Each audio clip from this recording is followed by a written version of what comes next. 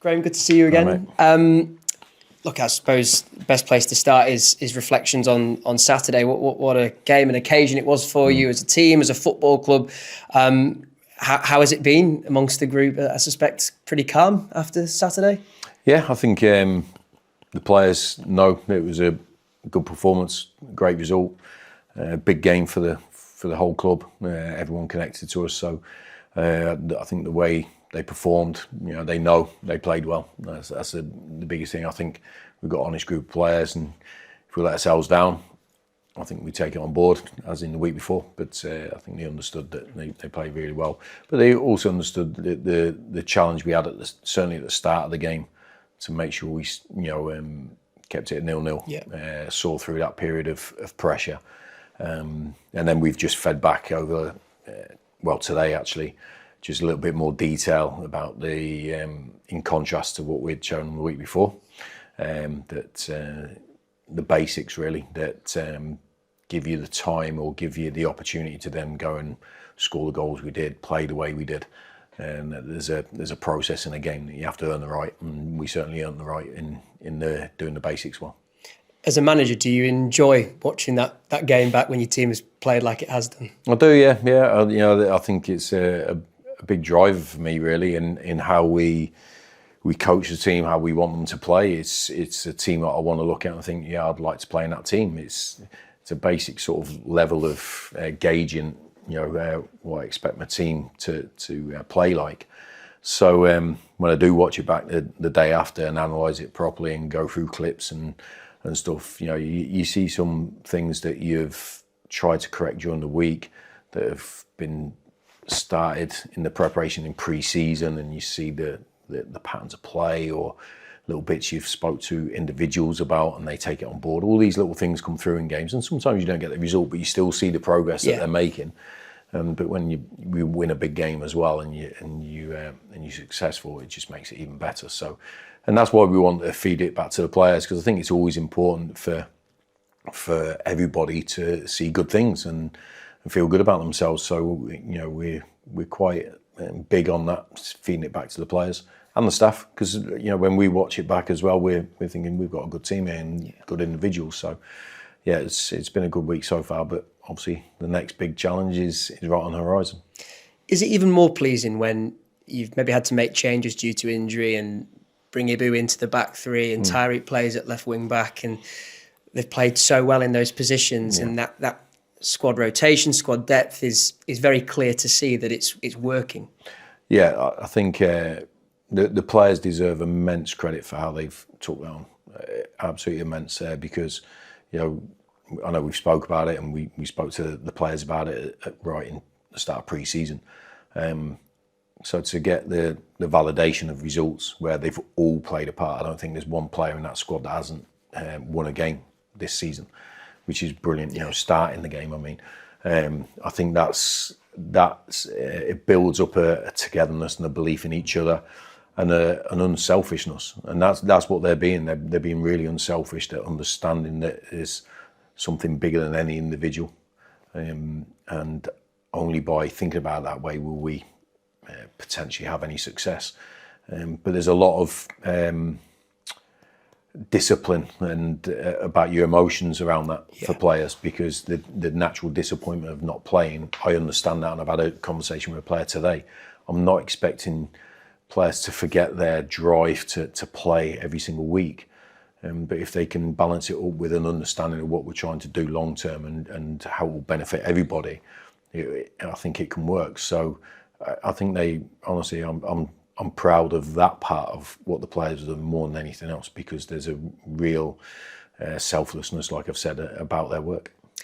Is it a Bobby Pointon hat-trick, do we know, on Saturday, or is it Josh Nerfield's first goal? No, I think it's been verified as Josh's goal. We sort of we asked the EFL to verify it, because look, it's like picking between two of your kids, isn't it?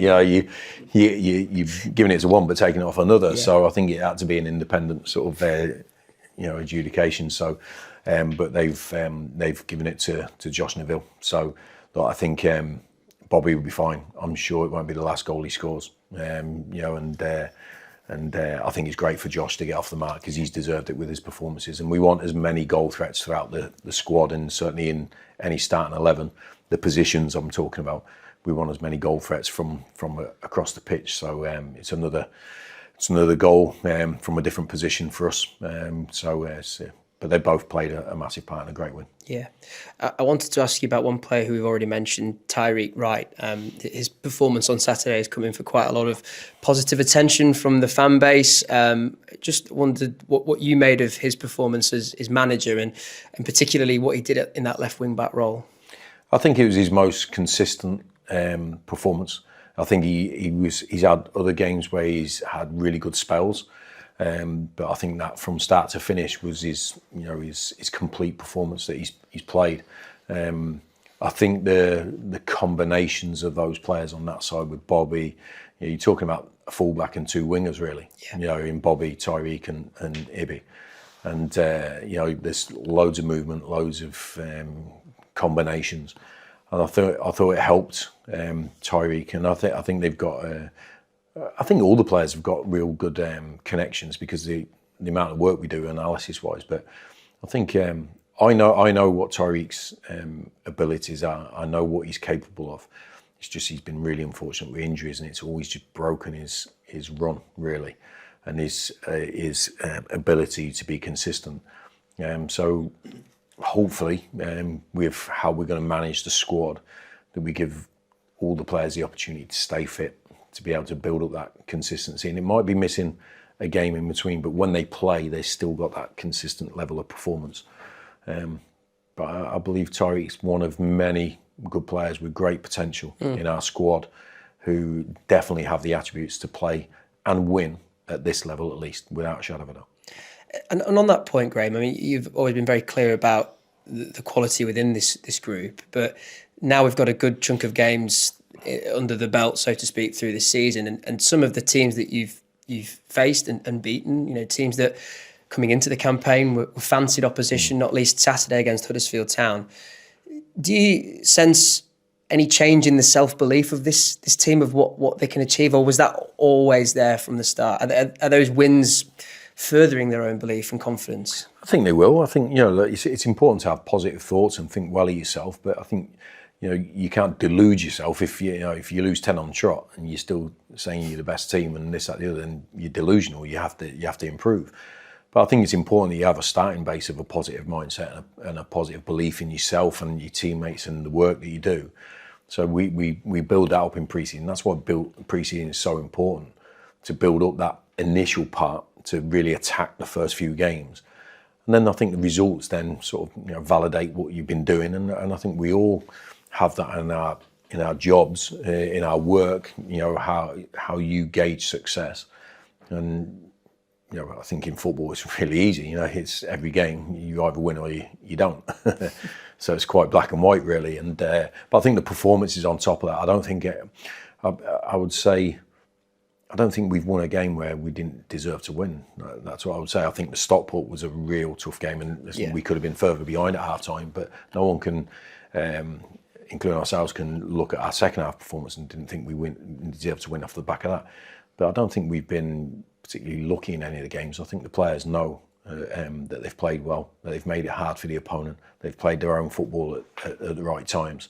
So I think there's a positive energy, but then there's a belief, and then there's validation of that. And I think that's what we've got at the moment. But we also have an understanding, a common sense that it's very early days in a long journey of a season. But the start is the start, and we don't want to dismiss it. But we also understand we've still got to win a lot more points to have a successful season.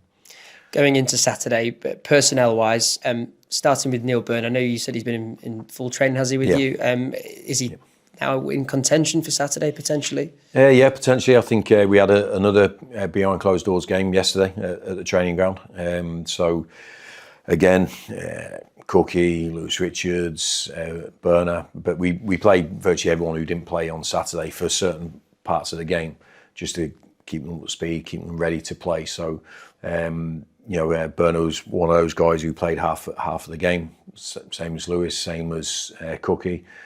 So we had that initial period of going, that's what they're going to play.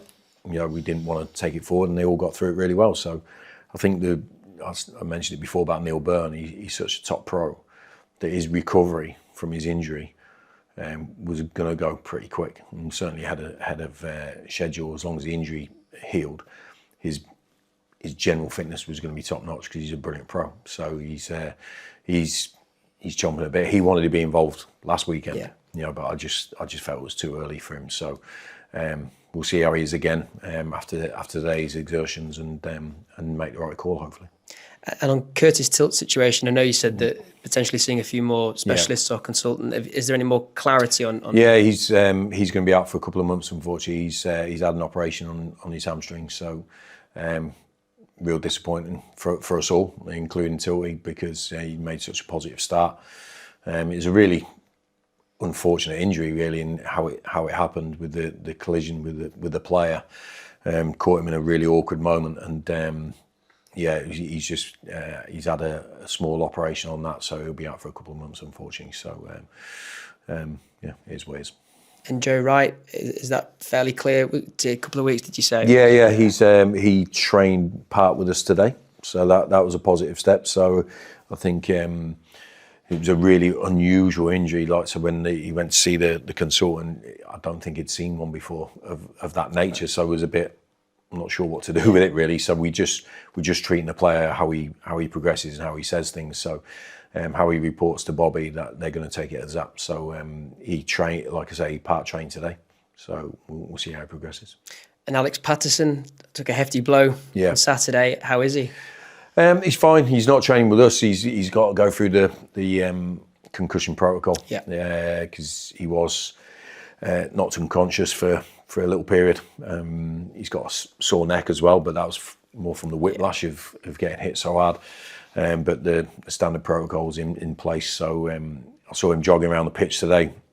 Not involved with us or any competitive stuff as yet, but that will happen further after the weekend. And he says he feels fine now, but obviously the initial sort of collision or the bang with the ball, it's just the protocols dictate that there's a time that you have to stick by, and we don't cut corners, so we're not going to risk anyone's health. And you mentioned it with Tariq, that lack of consistency because of injuries. Do you have an air of sympathy with Alex because of the concussion, and was it appendicitis last season as well, and was it nursing a problem coming into this season, just not having that ability to get that consistency? Yeah, it's been frustrating for him. I think Saturday, I was speaking to him yesterday, the frustration we both had was just these things just come along. Sometimes it was a freak hit of the ball right as he turned, from 5 yards away. So but look, you can't feel sorry for yourself. You just got to deal with it and get on with it. And there's a lot worse things happening in life, let's be honest. So that we'll keep it in context. He's going to miss a couple of games maybe, and he'll be up to speed, ready to play again. So it's just listen, if you're a professional sportsman, it's going to come along now and then. Final one, Callum Kavanagh. How is he at the moment, and where is he on his recovery? Yeah, he's out on the grass every day, but with the medical team at the minute, he's missed a big chunk of the fitness side of it. So he has a lot of work to do to get up to the level of what's required in the first team. But it's good to see him actually out on the grass with a pair of boots on. But he's still a few weeks away because he is quite far behind. So I think it will be up to speed in maybe 2 or 3 weeks, hopefully. And we've penciled in a potential return date to playing. So fingers crossed he reaches that. Thank you, Graham. Best of luck. Okay, mate. Cardiff away on Saturday. It's another game like last weekend where a lot of people will be looking at it, particularly, including those outside the club, because of your current league positions. Look, it's they started great as well. Top of the league, we're second at the moment, but it is early for league positions and all that sort of talk. I just think it's two good teams that have had a really positive start. Two different sort of scenarios, them coming down and us coming up. So it's there's I think everyone's, I wouldn't say finding their feet, but I think it's too early to gauge where you are in the grand scheme of things. I believe at this stage, regardless of who you've played, who you've beaten. But they've started really well. They've got a really good defensive record, as you can see. So the challenge is as tough as all the others we faced, and tried to overcome. So we're looking forward to it. I think it's a really good game for everybody to be involved in. I know my players are looking forward to it. I'm sure they're looking forward to it. I think, it should be a good game. I think it's two good teams. And another big crowd, including the Bradford away following. Yeah, well, look, we know we always we have that backing, home and away. Certainly at home, it's brilliant. We have unlimited. Well, we have limited tickets. Obviously, it's not 24,000, but it's brilliant atmosphere here. But I think our away form, or our away following, is fantastic. I think however many tickets we get given, we pretty much sell them out, which is brilliant. I think the supporters have got the bit between the teeth. I think they're excited by watching the team. I think they feel a connection with the team. I know the players feel that way as well. So I think everyone wants to be together. I think that's the good thing. I think they don't want to miss anything, which is brilliant to feel. And it is a feeling that we get from the support. There's an excitement, there's an anticipation, there's a hope, there's a belief. I think that's the biggest thing. And we've seen it in difficult moments in the last couple of games. They've still been with us, and certainly in the Doncaster game, where even at the end, when we've disappointed everyone really, and including ourselves, but the support was still there for us. And I think that's the bank of trust that we've spent so long trying to build up, because I think they look at the team and they know that they're trying the best at all times, and I think that's the minimum that any support would want. Okay, mate. So, Graham, you talk about the challenge and then the next challenge, and big challenges sort of coming up left, right, and centre. I mean, now you're playing a team that haven't conceded a goal from open play. It's a great incentive to be going into, isn't it?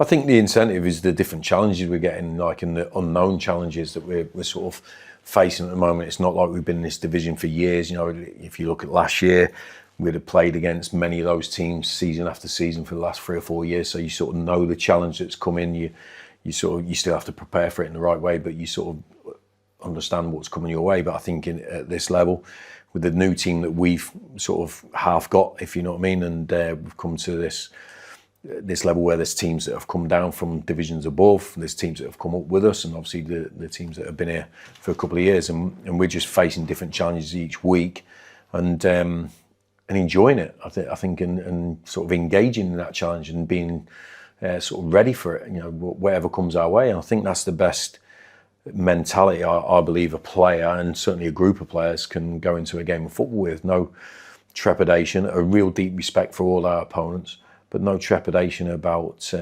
feeling second best. I think it's a big thing for us to go into any game, understand that we deserve to be there, that we've earned the right to be there, but you have to continue to earn that right, and I think the players are doing that at a great level consistently, week in, week out, and so the more the big games come along, I think the better our players handle them. I think they've got a thirst for them, really. I think that these challenges, and I think that's great. A great place for a manager to be when you're looking at your players and there's a strong belief in there, and you can hear them talk during the week. You can hear them talk on the training ground. You can hear them in the change room, and it's not just words. It's meant, and there's an intent behind it. So it doesn't make the challenge any easier, but I think you have to be up for it, and I think our team's up for it. I was going to say, you talk about sort of freshening up the squad every now and again, almost like freshening up the fixture list in a sense, isn't it? Because again, Huddersfield haven't played for donkey's years. Cardiff, I think Callum Kavanagh's dad was playing the last time they played him, so that's right? How long that's been. So again, it's probably for the players, some of them will have played here, but a lot won't. And as you say, that probably adds that extra edge, doesn't it? Because it is something different and big and exciting. Exciting is a word. That's what I was going to use. So it's a good word you added in right at the end there. So, but it's exciting. I think there's an excitement around the club. I think there was an excitement, obviously, getting promoted in the first place. Throughout the summer, when you're recruiting players, I think it builds up, and then you get into the pre-season games. But then when the real stuff starts, if you're winning games and you're beating clubs with bigger budgets or bigger sort of come from higher levels, I think it just adds to the excitement of what's potentially possible. But we just got to keep our sort of balance in our minds, but never sort of not enjoy the moment as well. I think you got to enjoy the moment, and for me, being in the game for so long, You think some of the seasons that have just drifted by, you finished mid-table, the player I'm talking about. And then when you're in moments like this and things are going well and you've got a great backing and really good squad and they're buying into it, as we've talked about, I think you got, for me, I was thinking about it today when I'm putting the cones out for training and I'm seeing the players walking down, I'm thinking, what a lucky guy.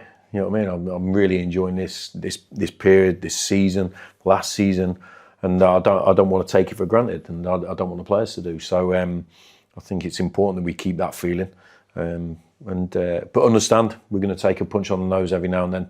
As long as we get up ready for the fight, I'm a happy man. I know you don't talk too much about the opposition, but it's interesting with Cardiff. They've got a young side, and they're probably one of the youngest in the EFL. They've sort of gone a slightly different way to some other clubs, haven't they? Perhaps, most clubs have recruited experience, but they've gone sort of with the more youthful lineup. Yeah, but I think a lot of them have come through their ranks, so they believe in them, they know them. It's not like they're signing young players from elsewhere and gambling. I think they've put a trust in what they've produced themselves as a squad. So I think they've got good players. But listen, we've got good young players in our squad and our team doing good things. You only have to look at last week, the 3 goal scorers, or the 2 goal scorers of the 3 goals. Young players making their way at a new level for the first time. So these players are in the same boat. So good players are good players. I think experience is good, and I spoke about it a couple of weeks ago. I think good experience is good, bad experience is bad. It can hold you back. I think young players, they've got a freshness about themselves. They've got a naivety. They've got an excitement about it. And I think, but I think you can have that as an old player as well, mate. I remember feeling excited when I was 37, 38 about a game of football. So I don't think it's exclusive to the youth. And one last question: has Bobby given the ball back yet? Or is he hidden it away and pretending no one's noticed? I don't know. Well, I've only just found out before coming in here. So I don't know. No, look, he hasn't had a ball signed or anything this week. I think we're all waiting for the actual official thing. But listen, I don't think anything will take away from Bobby's impact on that game. If he doesn't make that run across the defender, I think the defender clears it. If he doesn't make that run, I think the keeper might go on the ball. He did enough to cause that. I think he did, but it's Josh's goal. We have to recognise that it's Josh's goal, but all the players played a part in that as well.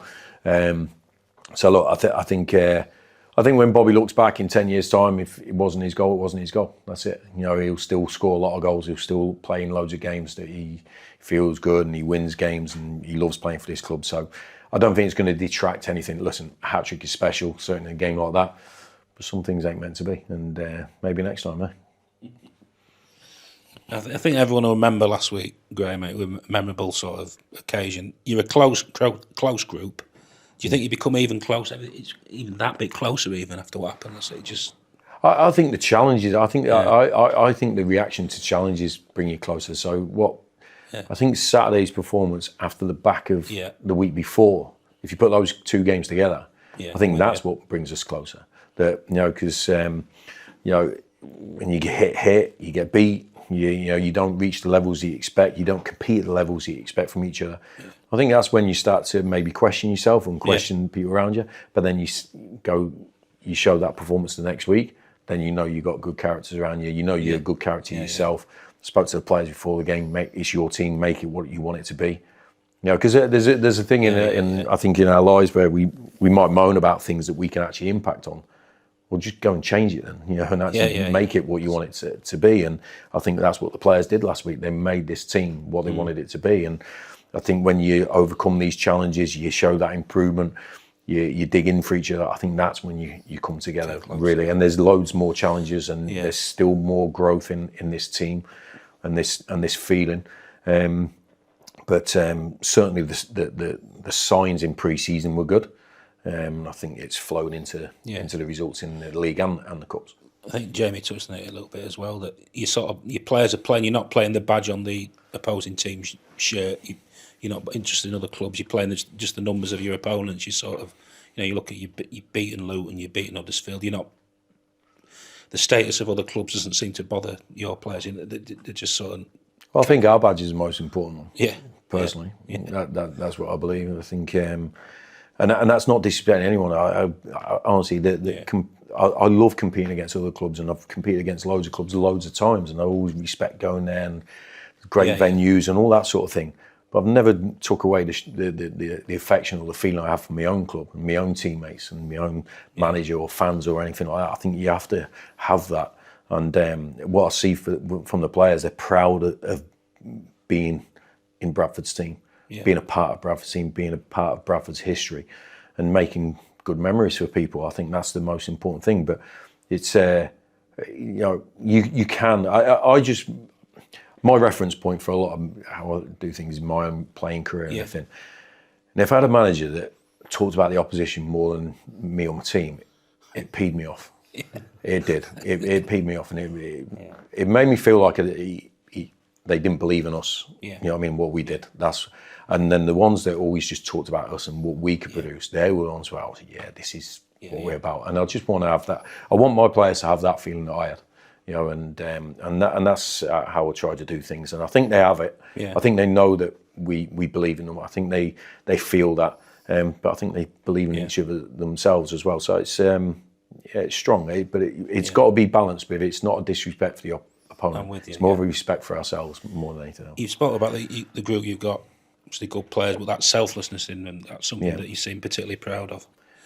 Yeah, because it's a team game. There's a lot of individualisation of team sports and football. You know, man of the match and player of the year and all that sort of stuff. Even manager of the month and that. And I don't particularly like any of it, to be honest. I don't, because it's a team sport, and no individual can do anything on their own. They can't. It's impossible. So it's I just believe in the collective. I know that I wouldn't have had the playing career I had without my teammates, without the coaches that helped me, without the sport I had at home. So I believe in that. It's a bit of a, I don't know. I just that's what I believe in. So it's I like it, and I like it when my players show that.